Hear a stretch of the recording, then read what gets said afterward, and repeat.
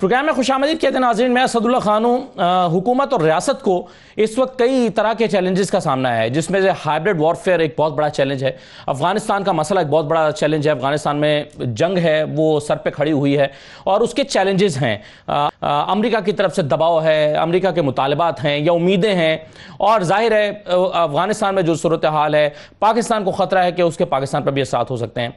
तो इसके बजाय कि हमारे यहाँ तमाम अपोजिशन की जमातें और हुकूमत की जमात मिलकर कोई स्ट्रैटेजी बनाए कि इस हाइब्रिड वॉरफेयर से कैसे निपटा जाए और आने वाले चैलेंजेस कैसे निपटा जाए, हम हैं कि आपस की लड़ाइयों में पड़े हैं। अब एक ताज़ा जो तनाज़ा खड़ा हुआ है वो कुछ यूं है कि पाकिस्तान में एक सैंक्शन पाकिस्तान के नाम से एक ट्रेंड बनता है। हुकूमत को ख्याल गुजरता है कि ये पाकिस्तानी तो नहीं हो सकते कि जो सैंक्शन पाकिस्तान का मुतालबा करेंगे वो इस नाम से ट्रेंड जनरेट करेंगे।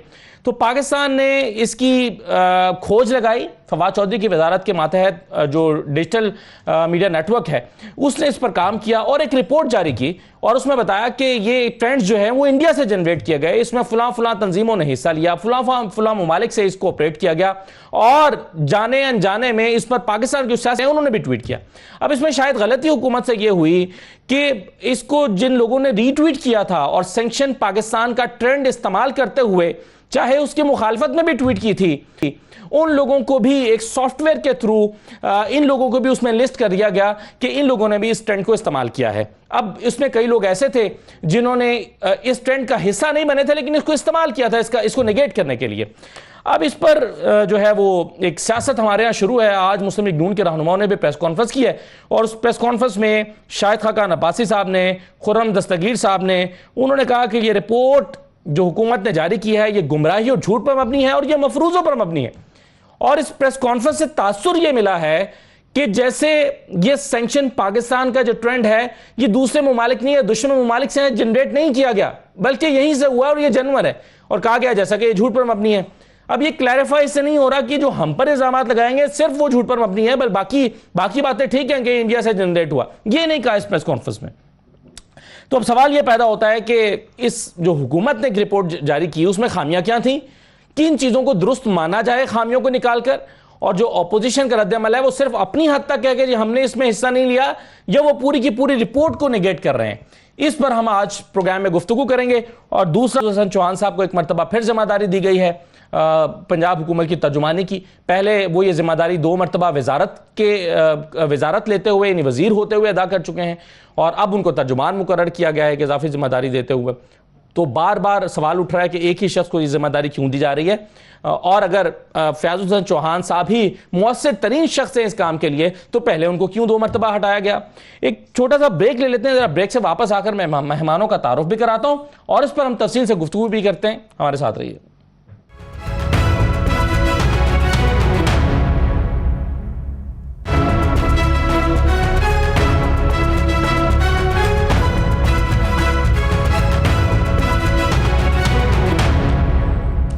खुशामदीद कहते हैं दोबारा आपको प्रोग्राम में मेरे साथ औरिया मकबूल जान साहब मौजूद हैं, सीनियर तज्ज़ियाकार हैं प्रोग्राम में। औरिया साहब खुशामदीद। इमरान खान साहब हमारे साथ मौजूद हैं, सहाफ़ी हैं, तज्ज़ियाकार हैं, एंकर पर्सन हैं। इमरान साहब बहुत शुक्रिया।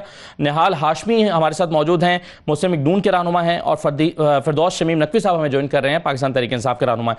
तमाम मेहमानों को खुशामदीद कहता हूँ। और जो जिस तरह से मैंने इंट्रो में कहा है, मैं सबसे पहले आपको सुनवाना चाहता हूँ कि फवाद चौधरी साहब ने क्या कहा था अपनी प्रेस कॉन्फ्रेंस में, और फिर उसके बाद शाहिद खाकान अब्बासी और आज जो प्रेस कॉन्फ्रेंस हुई उसमें क्या। सबसे पहले तो देख लीजिए फवाद चौधरी साहब क्या कह रहे थे।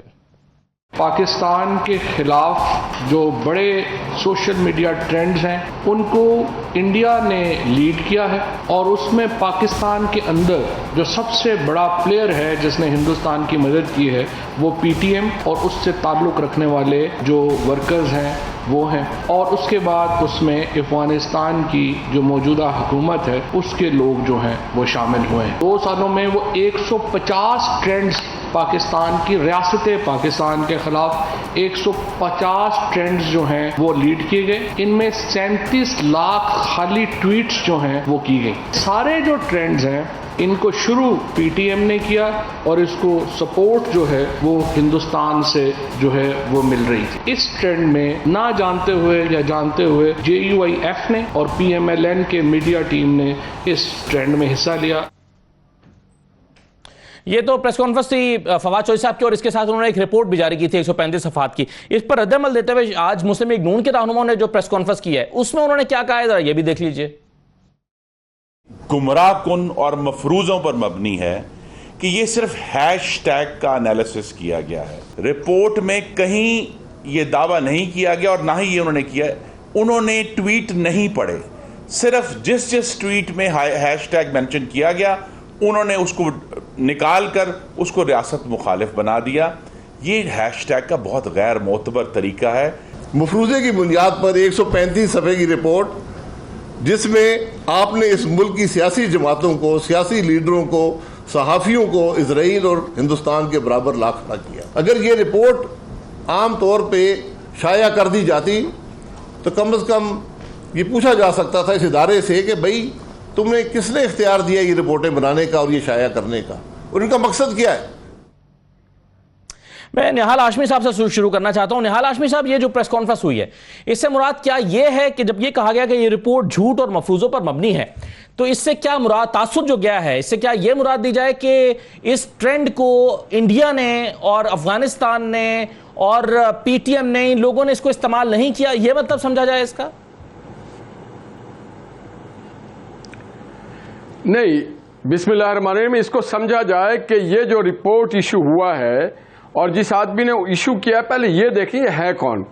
ये लोटा लीग के सबसे बड़े चैंपियन है, कन्वीनर जनाब फवाद चौधरी साहब। ये पाकिस्तान को बदनाम करने के लिए, पाकिस्तान की रियासत के साख को खराब करने के लिए इशू किया। इन्होंने पढ़ा तक नहीं, देखा तक नहीं, समझा तक नहीं, और ये आके बैठ गए और बैठ करके इस तरह के, मैंने ये खुद डिक्लेयर कर रहे हैं कि हमारे मुल्क के अवाम जो है, क्या है सर, ये सेक्शन पाकिस्तान का ट्रेंड किसने बनाया? क्या पाकिस्तानियों ने बनाया सेक्शन पाकिस्तान का ट्रेंड देखें आप, हैशटैग अलग चीज होती है, आप लोगों की राय। अगर फवाद चौधरी साहब बहैसियत वजीर इत्तलात वो ये काम करते कि वो नेशनल मीडिया जो आपकी मेन स्ट्रीम मीडिया में, जैसे आपकी चैनल्स है, इसमें खुल के बात कर, जिस मुल्क में कदगन लगा दिए जाए जर्नलिज्म पे, जर्नलिस्टों को मारा जाए, कैमरामैनों को मारा जाए, पाबंदियां लगा दी जाए, तो लोग सोशल मीडिया पे आते हैं और हर के हाथ में होता है मोबाइल, उनको ये पता नहीं होता है कि हैशटैग क्या है, किस चीज ट्वीट की क्या है, क्या पस मंजर है, और वो किसी को रिट्वीट करते हैं, किसी को लाइक करते हैं, और आप उनकी बुनियाद बना के खुद फवाद चौधरी साहब ने वो 135 सफात खुद नहीं पढ़े, और जब वो खुद नहीं पढ़े, उन्होंने एडमिट किया मुख्तलिफ टेलीविजन के प्रोग्रामों पे कि मैंने खुद नहीं पढ़ा, हमें जो रिपोर्ट आई। और फिर कौन आदमी उनके साथ बैठा है? मोईद यूसुफ साहब। मोईद यूसुफ साहब वो हैं जो 2018 के इलेक्शन को क्वेश्चन कर रहे थे, जिनको अली बे नहीं पता है। निहाल हाशमी साहब, मुझे एक बात का जवाब देना, आपके ख्याल में, आपकी अंडरस्टैंडिंग क्या है, ये किसने जनरेट की है, ये ट्रेंड कहां से बना, ये इसकी खामियों और कमजोरियों पर मैं बात करता हूं, मेरे साथ इमरान खान साहब भी हैं और औरिया साहब भी हैं, इसकी कमजोरियों पर मैं बात करता हूं, लेकिन आपकी अंडरस्टैंडिंग क्या है, ये इनिशिएट कहां से हुए हैं, ट्रेंड कौन है इसके पीछे? ये इट इज नॉट इंपॉर्टेंट कि अंडरस्टैंडिंग क्या, इंपॉर्टेंट ये कि आपके दो जिम्मेदारान बैठ करके पाकिस्तान के रियासत को देखिए, पाकिस्तान के रियासत के खिलाफ कोई भी नहीं, ये मुल्क हमने बनाया था, हमारे बुजुर्गों ने बनाया था सन 47 में वोट देकर के और जानों के नजराना देके। ये फवाद चौधरी जैसे लोटा लीग के लोग आकर के इस तरह की बात करें, हुकूमत के तो खिलाफ लोग हैं, रियासत के खिलाफ कोई भी नहीं है पाकिस्तान में। हुकूमत के खिलाफ होना, बबांगे दहल ये ऐलान करें कि हाँ आप नाहल हैं, नाकाम है, आपकी गवर्नेंस फेल हो चुकी है। अगर इतनी अच्छी गवर्नेंस होती तो इनको पहले पता चल जाता क्या हो रहा है, कब हो रहा है, क्यों हो रहा है, क्यों लोगों को इतना अपने ऑफेंड कर रहे हैं। तो बात यह है कि मैं इस पर इमरान खान साहब के पास आता हूं, फिर मैं नकवी साहब के पास आता हूं। जी सही है, चले आपका मौक़िफ़ आ गया। इमरान खान साहब ये मुझे बताएं, ये इंपॉर्टेंट नहीं है, निहाल हाशमी साहब कह रहे हैं कि ये ट्रेंड कहां से जनरेट हुए हैं, ये असल बात ये है कि इन लोगों ने रिपोर्ट नहीं पढ़ी, इनको पता नहीं है। आप इस इशू को, ये बहुत इंपॉर्टेंट इशू है, सैंक्शन पाकिस्तान का ट्रेंड बनता है, इंडिया की उसमें हमें इशारे मिलते हैं, या अफगानिस्तान के या पीटीएम के अगर मिलते हैं, इसकी कमजोरियां क्या रही हैं आपके ख्याल में? इस रिपोर्ट की पढ़ा नहीं फवाद चौधरी साहब ने, लेकिन आप इसकी इंपॉर्टेंस क्या देखते हैं? ये पाकिस्तान के खिलाफ हाइब्रिड वॉरफेयर का एक बड़ा इंपॉर्टेंट टूल है जो दुश्मन इस्तेमाल कर रहा है। देखिए मैं आपको एक बात बताता हूं, ये जो रिपोर्ट जेन्युइन तैयार हुई थी ना, तो उस रिपोर्ट में और भी नाम थे, उस रिपोर्ट में कुछ साफियों के नाम भी थे, कुछ मजीद सियासतदानों के नाम भी थे उस रिपोर्ट में, और बाकायदा शवाहिद के साथ थे। तो फवाद चौधरी साहब को जब ये पहली दफ़ा रिपोर्ट दिखाई गई तो उसके बाद उन्होंने पॉलिटिकली ये कहा कि ज़्यादा लोगों के नाम इस तरह अगर हम शामिल करेंगे तो ये पाकिस्तान के अंदर एक फड्डा पड़ जाएगा। और मामला ये है कि क्योंकि ये एक नेशनल कॉज है, अगर हम आपस में लड़े तो ये मसला कहीं से कहीं निकल जाएगा, लिहाजा इसमें से कुछ नाम निकाल दिए गए थे। मैं जिम्मेदारी से आपको बता रहा हूँ, जिन लोगों ने ये रिपोर्ट बनाई उन्होंने इसमें से कुछ नाम निकाल के एडिट करके दोबारा ये रिपोर्ट दी थी। अब देखें, मामला ये है कि इसमें ट्रेंड चलते हैं पाकिस्तान के खिलाफ। तरीका वारदात क्या है ज़रा उसको आप समझ लें। सबसे पहले ये होता है कि यहाँ पे बलूचिस्तान में या अफगान नेशनल्स जो पाकिस्तान के अंदर रहते हैं या वो या पीटीएम के कुछ एक्टिविस्ट, ये लोग एक ट्वीट करते हैं और एक ट्रेंड चलाते हैं। अच्छा, ये अब वायरल नहीं होता ज़्यादा, थोड़ा सा ये चलता है। पीटीएम के पास अब कैपेसिटी है कि वो हज़ारों ट्वीट्स कर लेते हैं घंटों के अंदर। अब वो ये एक ट्रेंड चलाते हैं, उसको उठा के भारतीय अखबारात खबर बनाते हैं। यानी ANI है वो और उसके साथ जुड़े हुए बहुत सारे मीडिया हाउसेस वो उसको खबर बना लेते हैं कि पाकिस्तान में से ये चीज़ रिपोर्ट हो रही है। जब भारतीय अखबारात के अंदर, ऑनलाइन पेपर्स के अंदर उनके चैनल पे ये चीज़ें चलती हैं, वो चलाते हैं इस रेफरेंस से कि ये पाकिस्तान में कहा जा रहा है। उनके पास चलाने का बहाना यह है कि पाकिस्तान से ये आवाज़ आ रही है। अब ये आवाज़ कहाँ से आ रही है? PDM। इसके अलावा ये जो पाकिस्तान के अंदर रहते हैं अफगान नेशनल्स, ज़्यादातर वो लोग हैं जो इसको इनिशिएट करते हैं, या बलोच अलहदगी पसंद है जिनको वो इस्तेमाल करते हैं। ये लोग जनरेट करते हैं एक खास किस्म का खेल, उसके ऊपर इंडियन मीडिया खेलता है दूसरे स्टेप में। तीसरे स्टेप में क्या होता है कि ये लोग इंडियन मीडिया के उन लिंक्स को उठाते हैं और ये शो करते हैं कि ये देखें बैनुल-अक़वामी मीडिया क्या कह रहा है, ये देखें इंग्लिश मीडिया क्या कह रहा है, ये देखें इंडियन मीडिया क्या कह रहा है। तो इनका एक फेक पूरा नेटवर्क मौजूद है। ये उसको वापस लेकर आते हैं अपने ट्वीट्स के ऊपर और फिर दोबारा ट्रेंड को तो आप ये जो कह रहे हैं कि और जिम्मेदारी से कह रहे हैं कि कुछ सहाफियों के और सियासतदानों के नाम इसमें से निकाल दिए गए ताकि ये फोकस वही इंटरनेशनल जो लॉबी है उसकी तरफ रहे, तो आपके ख्याल में फिर क्या यहाँ के सहाफी और जो सियासतदान हैं वो इस प्रोपेगेंडा का दानिस्ता तौर पर हिस्सा थे? मैं उन पे ये इल्जाम नहीं लगाना चाहता, लेकिन मसला ये है कि इस वक्त पाकिस्तान में एक ऐसी हुकूमत है जो उनको पसंद नहीं है कुछ लोगों को। यानी नवाज शरीफ अगर मुझे पसंद नहीं थे, फर्ज करें नवाज शरीफ साहब जब वजीर आजम थे, अगर मुझे पसंद नहीं थे तो मैं ऐसा नहीं कर सकता कि इंडियंस का मौक़िफ़ जो है उसको सपोर्ट करना शुरू कर दूं इस गुस्से में। चौथे स्टेप में ये क्या करते हैं कि ये विकीपीडिया पे एक जाली पेज बनाते हैं। वो लोग इंडिया में बैठे हुए हैं या अफगानिस्तान में या बाहर बैठे हुए हैं, वो उसके ऊपर इंफॉर्मेशन वो वाली देते हैं विकीपीडिया पे जो नई इंफॉर्मेशन झूठ मूठ की। मिसाल के तौर पे आपको एक मिसाल दे देता हूं, ये छोटी सी मिसाल है, उससे आपको सारी गेम समझ आ जाएगी। यहां पे कुछ लोगों ने ट्रेंड चलाया कि अफगान सफीर की बेटी अगवा हो गई, फौरी तौर पे इंडियन अखबारात ने उसको उठा के बगैर तहकीक के बम्बारमेंट शुरू कर दी। फिर यहां पे जो सहाफी हैं उनको ये मौका मिला कि यार अब ये मौका है, और यहां पे जो पॉलिटिकल लोग हैं, पॉलिटिकल पार्टीज हैं कि गवर्नमेंट के खिलाफ, फौज के खिलाफ अगर अब किसी ने कोई बयानिया बनाना है तो बेहतरीन मौका है। उन्होंने उठा के इंडियन अखबारात की और इधर उधर की वो जितने लिंक थे वो शेयर करना शुरू कर दिए कि अफगान सफीर की सहाफी जो है वो बेटी जो है वो अगवा हो गई, वो अगवा हो गई। अच्छा, उसका इतना प्रेशर जनरेट हुआ कि मरियम नवाज साहिबा ने, रियासत कह रही है कि ये अगवा नहीं हुई, हमने सारा चेक कर लिया, ये अगवा नहीं हुई। जिस दिन रियासत ने ये ऐलान किया कि वो लड़की अगवा नहीं हुई, हमारे पास पूरे सबूत मौजूद हैं, उस शाम को मरियम नवाज साहिबा ने ये कह दिया कि वो लड़की अगवा हो गई। यानी ये खड़ी हो गई रियासत के खिलाफ अफगान सफीर की बेटी के साथ। सही है, ये मैं कह रहा हूं, इस तरह ये प्रोपेगेंडा होता है, ये जानबूझ के नहीं होते। सही है, तो आप ऐसा नहीं है कि मरियम नवाज पाकिस्तान की दुश्मन है। मेरी आखिरी बात सुन ले, सियासी फायदा उठाने के लिए आखिरी बात सुन ले। देखिए ठीक है, बिल्कुल सही है। मरियम नहीं, आखिरी बात सुन ले। मैं ये नहीं कह रहा कि मरियम नवाज या नवाज शरीफ पाकिस्तान के दुश्मन है। मैं ये कह रहा हूं कि वो अपनी पॉलिटिकल पॉइंट स्कोरिंग के लिए बाद का जब कमजोर महसूस करते हैं तो वो इस किस्म का सहारा ले लेते हैं, लेकिन ये चीज पाकिस्तान को डैमेज करती है।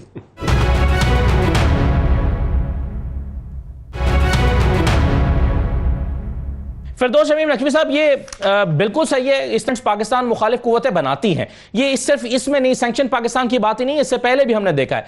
लेकिन क्या आप समझते हैं कि रिपोर्ट तैयार करते हुए ये गलती हुई है कि वो लोग जिन्होंने इस हैशटैग को इस्तेमाल किया और उनकी ट्वीट्स पाकिस्तान मुखालिफ नहीं भी थी, लेकिन सिर्फ वो जब रिप्लाई करेंगे तो फिर भी ये टैग तो इस्तेमाल होगा। उन लोगों को भी इस लिस्ट में शामिल कर दिया गया और इनको काउंट कर लिया गया कि जी इतनी लाख ट्वीट जो है वो हुई हैं। आपके ख्याल में ये गलती हुई हुकूमत से? बिस्मिल्लाहिर्रहमानिर्रहीम कि पहले लेट्स स्टार्ट विद सम एप्रिसिएशंस। ये मेरे ख्याल से बड़ी अच्छी बात थी कि इस पर्टिकुलर ट्रेंड का सोर्स को आइडेंटिफाई किया गया कि मेजॉरिटी ऑफ द ट्वीट्स किधर से जनरेट हुई और किस तरह इसको ट्रेंड बनाया गया। इस पे उस इदारे को शाबाशी देनी चाहिए कि ये अच्छा काम किया उन्होंने। अब आया दूसरी बात, फवाद साहब की प्रेस कॉन्फ्रेंस और इस रिपोर्ट की डिटेल। फवाद साहब ने इस बात पे हिफाजत करते हुए एक लफ्ज़ इस्तेमाल कर दिया, दानिस्ता या नादानिस्ता तौर पर PMLN का, जिनको वो समझते थे कि डायरेक्टली एंटी पाकिस्तान स्टैंड लिया हुआ है, उसमें इंडिया, PTM, पश्तून तहफ़्फ़ुज़ मूवमेंट और अफगान एलिमेंट उनके नाम ले दिए। हम सब जानते हैं कि जब ऐसी रिपोर्ट जनरेट की जाती हैं ट्रेंड्स के ऊपर तो आप जो है कीवर्ड्स की सर्च कर रहे होते हैं। अब कंटेंट ऑफ ट्वीट्स को नहीं देख सकते, ख़ास तौर पे जब उसकी तादाद इतनी हो, तो उसके अंदर ये डिटरमिन करना कि कितने लोगों ने ट्वीट किया कंडेमिंग दैट और in defence of the strategy. मैं चैलेंज करता हूँ कि खुर्रम दस्तगीर साहब और शाहिद खाकान अब्बासी साहब या निहाल हाशमी साहब के कल तक वो ये बता दें कि उनके यहाँ से कितनी ट्वीट्स जो हुई थी वो फेवर में हुई और कितनी अगेंस्ट हुई पूरे पाकिस्तान में, किस सियासी जमात के लोगों ने कितनी फेवर में की सपोर्टिंग कि पाकिस्तान के सैंक्शन होने चाहिए और कितनों ने इसको कंडेम किया कि पाकिस्तान के ऊपर कोई सैंक्शन नहीं चाहिए। तो ये जो चीज़ प्रैक्टिकली मुमकिन नहीं हो, जब हमें एज ए स्टेट अपना डिफेंड करना है, हमें सिर्फ ये एक्सपोज करना था कि ये एक इंडिजिनियस ट्रेंड नहीं है, ये दुनिया भर में से कोई आवाज नहीं आ रही। लेकिन नकवी साहब फिर भी इस रिपोर्ट को पढ़ा तो जा सकता था ना, पब्लिश करने से पहले पढ़ा जा सकता था, और इसका कंटेंट ये कोई हजारों सफ़हात तो है नहीं। ये जाहिर है आप जैसे इमरान कह रहे हैं कि कुछ ट्वीट्स निकाल दी गई थी, तो मजीद देखा जा सकता था कि कुछ सहाफ़ियों की ट्वीट्स हैं वो अब कल से वजाहतें कर रहे हैं कि भाई हमने इसके अगेंस्ट, पाकिस्तान के अगेंस्ट नहीं किया, हमने तो उसको रीट्वीट किया और उसको रिबर्ट किया है। तो इसको पढ़ा तो जा सकता था ताकि इस बदमज़गी से बचा जा सकता। इमरान ने जो बात कही है वो कुछ और है, आपने उन्होंने ट्वीट्स के कंटेंट की बात नहीं की, उन्हें सिर्फ ये कहा कि जिन लोगों के नाम थे उनमें नाम कम कर दिए गए, नामों को हटा दिया गया। ट्वीट्स पढ़ने के बारे में कि एक एक ट्वीट पढ़ी जाएगी और उसके बाद डिटरमिन किया जाएगा कि ये ट्वीट्स फेवरेबल है, ये अगेंस्ट है, ये मुमकिन नहीं है इन शॉर्ट पीरियड। हमें जो ज़रूरी था कि अपने लोगों को वार्न करना था कि don't even use this hashtag to rebut them. इससे कि जितना वो हैशटैग इस्तेमाल होगा उतना वो ट्रेंड ज़्यादा मजबूत होता जाएगा और दुनिया में उसको स्ट्रेंथन जाए। तो इसलिए इस रिपोर्ट का जितना इंतज़ार भी किया, मैं अगर होता तो मैं इतना भी इंतज़ार नहीं करता। मैं फौरी तौर पे पूरे पाकिस्तान को और पाकिस्तान के चाहने वालों को इत्तला देता कि ये हैशटैग इस्तेमाल ही नहीं करें, आप इसका मदे मुकाबिल कोई दूसरा हैशटैग ट्रेंड शुरू करे जिस पे इसका जवाब दे। इसलिए ये चीज़ हमारे लोगों को समझाने की है कि बी केयरफुल हैशटैग ट्रेंड्स को यूज करते हुए, जो न्यूट्रल किस्म के हैशटैग्स हो उस पर जाइए, लेकिन जो बिल्कुल सही है हैशटैग्स होते हैं जिसके चलें ये तो आप किया जा रहा है वो गलत है। तो मैं समझता हूँ इस वक्त ये जो प्रेस कॉन्फ्रेंस की है इन दोनों हजरात ने, ठीक है, बिल्कुल सही है। और ये साहब की तरफ मैं आता हूँ सर। जी बिल्कुल सही है सर, आपका पॉइंट आ गया। आप कह रहे हैं कि इस पर मोहतात रहने की जरूरत है। जो लोग इस पर कमेंट कर रहे हैं कि ये काउंट में आ जाएगा अगर आप इस हैशटैग को इस्तेमाल करते हुए, चाहे वो पाकिस्तान की फेवर भी कर रहे हैं। और ये साहब क्या हुआ इस मामले में, ये जितना यानी इसमें वो एलिमेंट जो असल में इस रिपोर्ट को छापने के पीछे मकसद था वो था इंडिया को बेनकाब करना और पाकिस्तान दुश्मन साजिशों को बेनकाब करना, लेकिन बात कहीं और निकल गई है। देखिए मसला सारा यह है कि ये एक रियासत की रिपोर्ट थी, एक हुकूमत की रिपोर्ट थी, और तसव्वुर ये किया जाता है कि हुकूमत के रिसोर्सेज जो हैं वो इतने वसी होते हैं कि वो जब कोई रिपोर्ट बनाती है तो उसके अंदर किसी किस्म की एरर को जो है वो नहीं होना चाहिए, और वो वाकई होना भी नहीं चाहिए। उसकी वजह यह है कि आपकी क्रेडिबिलिटी एट स्टेक होती है। ये एक किसी छोटे से सेल की रिपोर्ट नहीं थी, और अगर आप वाकई समझते हैं कि ये बात थी तो आपका एक फिक्रा, खान साहब का या किसी और बंदे का एक फिक्रा जो था, ये काफी था लोगों को कहने के लिए कि इस हैशटैग को फॉलो ना करें, इस हैशटैग के बारे में ये कहा है। लेकिन एक साइंटिफिक किस्म की रिपोर्ट बनाना, इतने 100-150 सफ़े की लेके आना, और उसके साथ साथ सबसे बड़ी बात है कि इतनी बेहतियाती जो है ये रियासत, ये कम से कम हुकूमती लेवल पर कबूल नहीं होती। अब मैं आपको बताऊं, छोटा सा एविडेंस के अंदर जरा सा मसला भी होता है ना, तो वो एविडेंस क्रेडिबल नहीं रहता, उसकी क्रेडिबिलिटी पे क्वेश्चन उठने शुरू हो जाते हैं। और यही वजह है कि ये वो बेहतियाती है कि जो हमारे हुकूमती इदारों के अंदर मुस्तकिल काफी अरसे से चली आ रही है। इस बेहतियाती को दिफा नहीं करना चाहिए, इस बेहतियाती को दिफा नहीं बल्कि कहना चाहिए कि ये गलती हुई, हम इसको दुरुस्त करते हैं। क्योंकि अगर आपने आज दफा किया तो कल को 10 और लोग ऐसी बेहतियातियां करेंगे। मैंने सारी उम्र हुकूमती इदारों में गुजारी है, जिस वक्त आप उसका इस तरह टीवी लगा के दफा करते हैं तो उसके बाद आप उसको फिर कंट्रोल नहीं कर सकते। वो समझते हैं कि ये तो मैं बस ठीक है रिपोर्ट बना के दे दी। और आप अंदाजा करें ना कि उस रिपोर्ट का जो पूरे का पूरा गेटअप है वो एक आम सतह के जिस तरह होता है मुतासर कुन करने वाले, मतलब आपने वो देखा, वो जो ऐसे लगता है जैसे स्पॉन्सर्स के वो इश्तिहार होते हैं, ये गूगल में भी गए, फलां में भी गए, तो उसमें आपको अंदाजा होता है कि एक छोटे से एक मीडिया यूनिट ने उसकी रिपोर्ट बनाई है, उसमें वो सीरियसनेस नजर नहीं आती जिसको लोग तस्लीम करें। ये है असल चीज। बाकी हम भी मानते हैं इंडिया ने किया है, सबको किया है, उसके लिए एक प्राइम मिनिस्टर की तरफ से फिक्रा आ जाना चाहिए था कि इसको मत फॉलो करें, क्योंकि हुकूमत इस नतीजे में पहुंची है, किसी डिटेल रिपोर्ट की जरूरत नहीं थी, लोग आपकी बात मानते हैं।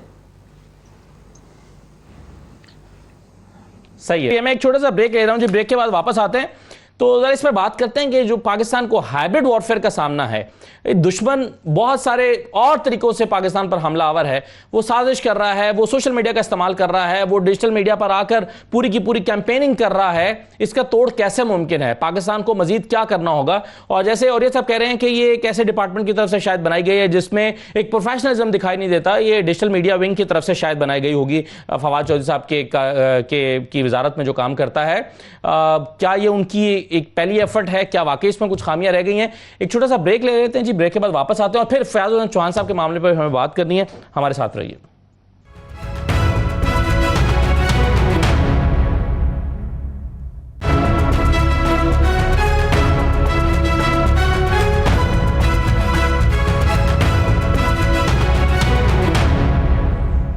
दोबारा आपको खुशामदीद कहते हैं प्रोग्राम के इस हिस्से में मुझे फ़ारूक हबीब साहब ज्वाइन करेंगे, वज़ीर मुमलिकत बराए इत्तलात व नशरियात, और वो सही आदमी हैं इस इशू पर रिस्पॉन्ड करने के लिए, तो उनसे भी हम बात करेंगे। लेकिन मैं निहाल हाशमी साहब, मुझे सर ये पहले बता दें, आपने अभी फिरदौस नकवी साहब की बात सुनी थी, उन्होंने कहा कि ये मुमकिन नहीं है कि 1.5-2 लाख ट्वीट्स को, या जितने भी लाखों में ट्वीट्स हुई हैं उनको देखा जाए और हर ट्वीट को पढ़ा जाए। ये एक सॉफ्टवेयर के थ्रू आइडेंटिफाई होता है और सॉफ्टवेयर ने जहां हैशटैग को आइडेंटिफाई किया वहां पर वो हमने ट्वीट्स को मेंशन कर दिया और लिस्ट बनाकर दे दी।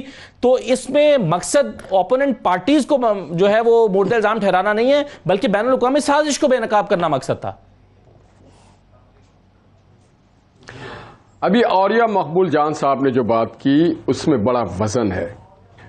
रियासत की बात नहीं है, ये हुकूमत की बात है, हुकूमत की कैपेसिटी की बात है। इदारों में जो लोग काम करते हैं, जो इस बात की तनख्वाह लेते हैं, उनकी जिम्मेदारी की बात है, वजारती इत्तलात की बात है। देखिए, और उन सबसे हट करके मैं आपको एक बात बताऊं कि अगर आप इनके पस मंजर क्या है, अगर आप नेशनल मीडिया को अलाउ कर दें, आप अपने खबर को ना छुपाएं, आप डिक्टेटोरियल माइंडसेट ना बनाएं, आप अपने गवर्नेंस में डिलीवर कर सकें, बेहतर कर दें गवर्नेंस को, तो हर तरफ से एक बात आएगी, जय होगी आपकी। मगर देखिए, अगर आप गवर्नेंस नहीं कर सकते और आप नेशनल टेलीविजन को आप अलाउ नहीं करते, मीडिया पे कदगन लगाते, तो इस तरह की चीज होती है। 1,35,000 तो क्या, 1,35,00,000 की अगर ट्वीट्स है, उसे पढ़ा जा सकता है, उसे देखा जा। ऐसा लगता है कि अलग सब्जेक्ट है, इस पर्टिकुलर सब्जेक्ट में इंडिया को बेनकाब क्यों नहीं करते? इंडिया को देखिए, एक minute, let me finish. It should be India specific. आप इंडिया को बेनकाब करें, धड़ल्ले से करें, पूरे कौम को साथ लेके चलें। मगर आप India, Afghanistan, Israel, PTM, Pakistan के सबको एक साथ आप रगेद रहे हैं, तो इसके माने ये मकसद है। आप ज्यादा जो फोकस कर रहे हैं वो अपने अपोजिशन में, ये मेरा फारूक हबीब साहब मुझे इजाजत दें, आपका पॉइंट बिल्कुल वैलिड है, मैं उनके सामने रख देता हूं जी। मैं ये सही है, जी, मैं फरूख हबीब साहब, क्या आप समझते हैं ये गलती हुई जो पाकिस्तान हुकूमत की तरफ से, या जिन लोगों ने भी ये तैयार की रिपोर्ट कि उन्होंने इंडिया को, एनडीएस को, पीटीएम को और पीएमएल पीपल्स पार्टी को, इन सबको एक लाइन में खड़ा कर दिया, और जो आप इशू हाईलाइट करना चाहते थे कि बैनुल अक़वामी ताकतें मुलव्वस हैं, वो पीछे रह गया मामला? नहीं, देखें, बात ये है कि इसको पहले तो थोड़ा समझ लें ना, इससे बात वो लोग कर रहे हैं तो इसकी डेप्थ का, इसकी गहराई का और किस अंदाज से मुल्क की सालमियत के लिए ये जो वॉर ऑफ ओपिनियंस है, जो हाइब्रिड वॉर है, नुकसानदेह है, शायद उसकी डेप्थ का अंदाजा नहीं है। मैं अभी आपको बयान किए थे। देखिए, मसला ये है कि एक ट्रेंड चलता है सैंक्शन पाकिस्तान, एक ट्रेंड चलता है स्टेट किल्ड उस्मान काकर, एक ट्रेंड चलता है स्टेट किल्ड सीमा बलूच। अब ये जो ओरिजिन होते हैं, 3 एक ऐसे अकाउंट हैं जिनको पीटीएम ऑपरेट कर रही है, जहां से इनका ओरिजिन जो है वो स्टार्ट होता है, और उसी के साथ साथ 37 लाख ऐसे 150 हैशटैग्स आइडेंटिफाई किए गए हैं, जिसपे 37 लाख ट्वीट्स की गई हैं, जो तकरीबन 1000 घंटे बनते हैं। आप उसमें अफगानिस्तान के ऑफिशियल्स इन्वॉल्व हैं, उनके अकाउंट से ट्वीट्स हुई हैं, अहमदाबाद से, हैदराबाद से, भारत से ट्वीट्स हुई हैं। यहाँ पर जब आप उस सैंक्शन को लिख के उसके ऊपर ट्वीट करते हैं, चाहे आप उसके मुखालफत भी कर रहे हो, लेकिन जब आप उस हैशटैग का हिस्सा बन जाते हैं तो उसको आप प्रमोट करने के लिए इनडायरेक्टली उसको प्रमोट कर रहे हैं। सही है, लेकिन सर मेरा सवाल यही है ना फरूख हबीब साहब, कि क्या ये मुमकिन नहीं था कि आप इस रिपोर्ट को पब्लिश करने से पहले एक दफा देख लेते? हम ये बात कर रहे हैं, हम सेंसिटाइज कर रहे हैं पूरी कौम को।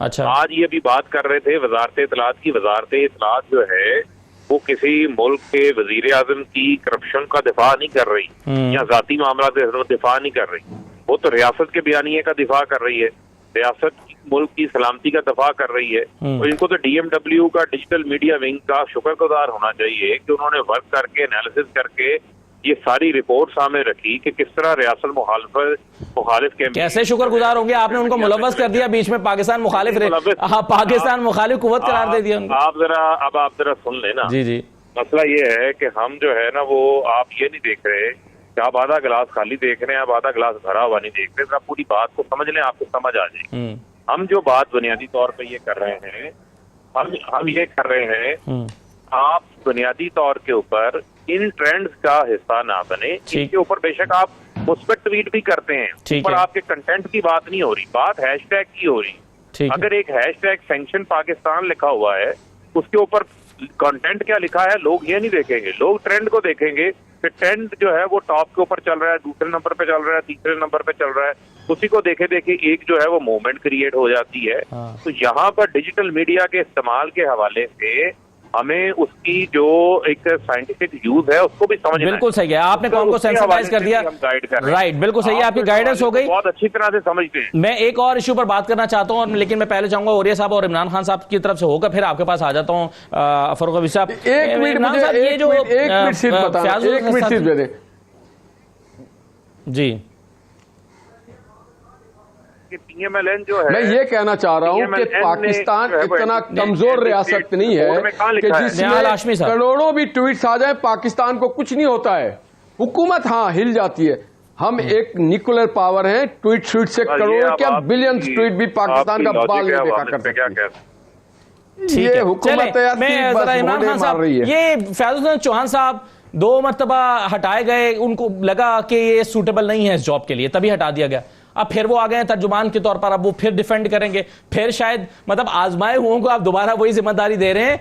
तो ये क्या हुआ, क्या कोई और मिला नहीं या कोई खास जिम्मेदारी देकर उतारा गया है मैदान में फैजुल चौहान साहब को? देखें, ये लगाने वालों को आइडिया होना चाहिए कि क्यों लगाया। मैं ये बता सकता हूं कि वो अच्छा करते हैं या बुरा करते हैं। अब इतना अरसा अगर कोई बंदा करता रहे, बार बार उहदे पे आए, बार बार हटाया जाए, तो उसको काम आ ही जाता है। अब 3 साल हो गए हैं यहीं पे काम करते हुए, मेरे ख्याल में अब शायद वो ज़्यादा अच्छा काम कर लेंगे पहले से।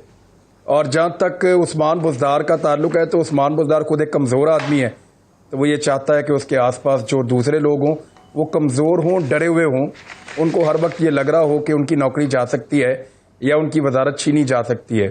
तो जितने आसपास लोग कमज़ोर होंगे, डरे हुए होंगे, तो उतना उस्मान बुज़दार साहब अपने आप को बेहतर महसूस करेंगे। फिरदौस आशिक ईवान जो है, हालांकि उन्होंने मुझे लीगल नोटिस भी भेजा हुआ है, मेरी उनमें कोई दिलचस्पी नहीं है, लेकिन वो ये महसूस करना शुरू हो गई थी कि वो ताकतवर हैं और उस्मान बुज़दार ने भी ये महसूस किया कि वो अपने आप को एक इंडिविजुअली अलग ताकतवर एंटिटी समझ रही है। तो वो जैसे ही उनको लगा उन्होंने उनको फारिग किया और अब जो है वो चौहान साहब है उनकी जगह पे। जब चौहान साहब ताकतवर होंगे उनको हटा के फिर दूसरा बंदा। अब बुज़दार साहब ये चाहते हैं कि सारे लोग उनकी प्रमोशन करें, उनको आगे लेकर आए, उनको ज्यादा से ज्यादा प्रोजेक्ट किया जाए एक ऐसी प्रोडक्ट के तौर पे जो प्रोडक्ट पाकिस्तान तहरीक इंसाफ को अगला इलेक्शन जितवा कर देगी। लेकिन ये लगता मुश्किल है। सही है, बिल्कुल ठीक है। लेकिन एक और ये साहब खबर ये भी थी कि फैज़ल चौहान साहब जो है वो पूरे इख्तियारात के साथ इंफॉर्मेशन मिनिस्ट्री चाहते थे, लेकिन इंफॉर्मेशन मिनिस्ट्री उनको नहीं दी गई और उनको सिर्फ तर्जुमान बनाया गया है। आपके ख्याल में इसमें क्या हिकमत है? देखिए, इंफॉर्मेशन मिनिस्ट्री, मैं इसी पंजाब में इंफॉर्मेशन सेक्रेटरी रहा हूँ। इंफॉर्मेशन मिनिस्ट्री में क्या है, अब तो खैर सब कुछ निकाल गया है। सो एक अलहमरा का दफ्तर है और साथ उसके साथ इश्तिहारात हैं कि जो आप अखबारात को देते हैं, और वो उसमें भी DGPR और सारा कुछ। असल मसला ये नहीं है, मसला तो ये है कि इश्तिहारात कुल मिला के बन जाते हैं। और साहब पाकिस्तान हाँ, मिल मिला के बात कुछ बनते हैं।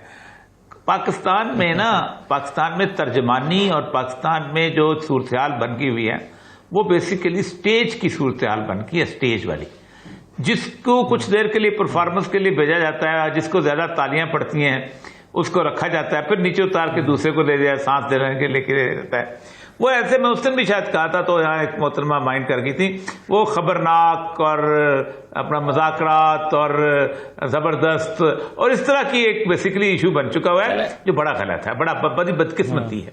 आप जरा निकाल लें, मैं आपको बताऊं, इतनी शानदार किस्म की जुगतों की एक शानदार किस्म की डायरेक्टरी बनती है, एक नहीं, हर तरफ। और जिस बंदे के अंदर, अब वो परफॉर्मेंस ओरिएंटेशन है, आप कभी वो देख लीजिएगा, तो परफॉर्मेंस जरा सी होता है, ये है कि थोड़ी देर सांस निकालने के लिए स्टेज से कॉमेडियन को उतारा जाता है, फिर दूसरा कॉमेडियन लाया जाता है। अब मैं कॉमेडियन नहीं कह रहा हूं, कॉमेडियन बहुत बड़े लोग होते हैं, पूरी दुनिया को हंसाते हैं, बड़े लोग हैं। चार्ली चैपलिन से बड़ा कौन आदमी था? इस तरह के लोग बहुत थे, लेकिन सिचुएशन नहीं बन गए और चारों तरफ।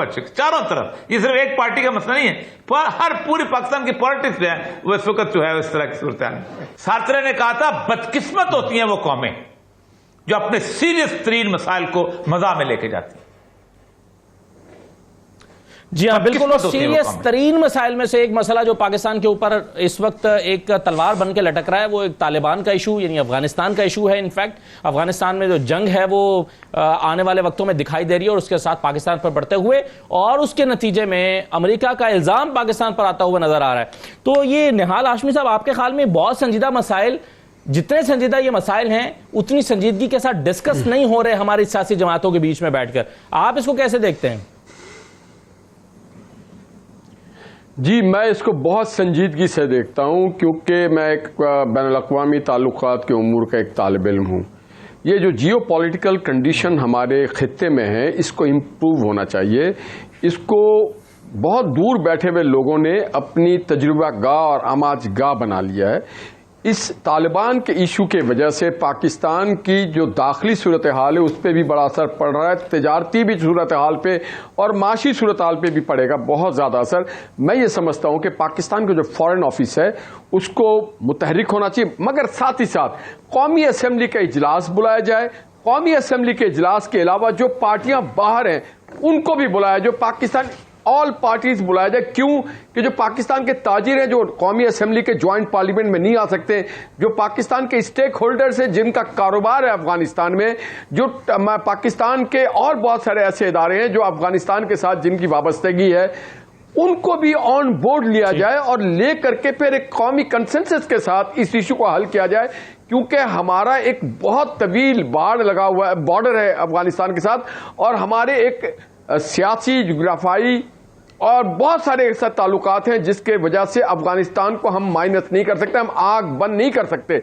हमें बहुत संजीदगी से और साथ ही साथ हमें चीन को, रशिया को, ईरान को, सबको, पाकिस्तान को मेजबानी करना चाहिए कि post Afghanistan after the withdrawal of American troops या जो इंटरनेशनल नेटो की ट्रूप से क्या होगा, नजर भी आता है। सबसे अहम मसला पाकिस्तानी रियासत का और रियासती इदारों का ये एक बहुत बड़ा कंसर्न नजर आता है। इमरान खान साहब, ये हम, आपको नहीं लगता वैसे जितने संजीदा मसाइल हैं हम उलझे हुए हैं? ये पीडीएम का इजलास हो रहा है, इजलास कब हो रहा है, फिर ये पीडीएम जो है वो बन रही है, टूट रही है, पीपल्स पार्टी आ रही है, नहीं आ रही है, जलसा हो रहा है, 21 को ये होगा, 28 को ये होगा। आपके ख्याल में ये इस वक्त सारी चीजें छोड़ छाड़ के ये जो पाकिस्तान के 2-3 बड़े ही संजीदा मसाइल हैं, ये सारी तवज्जो इस पर मरकूज नहीं कर देनी चाहिए मीडिया समेत सबको? सहाफी क्या होते हैं? सहाफी वो होते हैं कि जो हो रहा है वो बता रहे होते हैं। ये पीडीएम का इजलास ना करें, हम नहीं बताएंगे। ये अपनी इधर उधर के जलसे जुलूस बंद करें, हम नहीं बताएंगे। ये अपने ट्वीट्स के ऊपर संजीदा चीजें बताएं, हम वो बताएंगे। ये पाकिस्तान सैंक्शंस का ट्रेंड ना चलाएं, हम नहीं बताएंगे। ये सारे इकट्ठे होकर कहें जी हम इस हुकूमत के साथ या रियासत के साथ खड़े हैं, अफगानिस्तान के अंदर से जो आवाज आ रही है वो पाकिस्तान के साथ ज्यादती कर रही है, हम वही बताएंगे। जो ये करेंगे हम वही बताएंगे ना, हम तो मजबूर हैं, हम तो वो कर नहीं सकते। जो तमाशा ये लगाएंगे हम उसको रिपोर्ट करें। इमरान भाई मगर तो आपको अपने पास और जहां तक की बातें बतानी चाहिए। कौन सी वाली? जो भी आपके सराउंडिंग में happen, what is happening at surrounding Pakistan, जो भी कुछ पाकिस्तान हमें देखिए, जिस जमाने में टीवी था कम से कम उस जमाने में खबरों में एक क्वेश्चन होता था इंटरनेशनल न्यूज़ का। जी सर, मैं आपकी बात समझ गया, मैंने बहुत सारे प्रोग्राम किए हैं अफगानिस्तान की सूरत हाल के ऊपर, और मैं रोज करता हूँ। हर हफ्ते कम से कम 2 प्रोग्राम मैं करता हूँ। 50% काम मैं उसी के ऊपर, मेरी सुने, और हम कोशिश करेंगे कि मैं भी इस पर भरपूर प्रोग्राम करें। मैं बहुत शुक्रिया, तमाम मेहमानों का वक्त मेरे पास खत्म हो गया, प्रोग्राम में शिरकत करने का बहुत शुक्रिया। इजाजत दीजिए, अल्लाह हाफिज।